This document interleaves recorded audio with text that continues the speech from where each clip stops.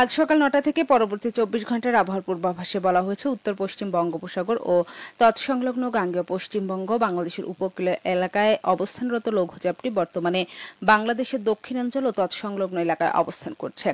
মৌসুমী বায়ুর অক্ষের বর্ধিতাংশ পাঞ্জাব, হরিয়ানা, উত্তরপ্রদেশ, বিহার, গাঙ্গেয় পশ্চিমবঙ্গ, লঘুচাপের কেন্দ্রস্থল ও বাংলাদেশ হয়ে আসাম পর্যন্ত বিস্তৃত রয়েছে।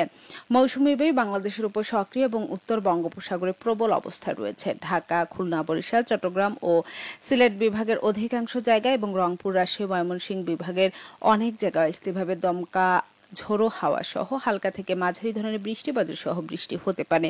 সেই সাথে দেশের কোথাও কোথাও মাঝারি ধরনের ভারী থেকে অতি ভারী বর্ষণ হতে পারে। সারা দেশে দিনের তাপমাত্রা সামান্য হ্রাস পেতে পারে এবং রাতের তাপমাত্রা ১ থেকে ২ ডিগ্রি সেলসিয়াস বৃদ্ধি পেতে পারে। আজ দেশের সর্বোচ্চ তাপমাত্রা রেকর্ড করা হয়েছে সিলেটে ৩৬ ডিগ্রি সেলসিয়াস এবং সর্বনিম্ন তাপমাত্রা রেকর্ড করা হয়েছে রাঙ্গামাটিতে ২৪.৫ ডিগ্রি সেলসিয়াস। আজ কুড়িগ্রামে সর্বোচ্চ তাপমাত্রা রেকর্ড করা হয়েছে ৩৩ ডিগ্রি সেলসিয়াস এবং সর্বনিম্ন তাপমাত্রা রেকর্ড করা হয়েছে ২৬.৪ ডিগ্রি সেলসিয়াস। আজ কুড়িগ্রামে সূর্য অস্ত যাবে বিকেল ৬টা ৩৭ মিনিটে এবং আগামীকাল সূর্য উদয় হবে ভোর ৫টা ৩৫ মিনিটে।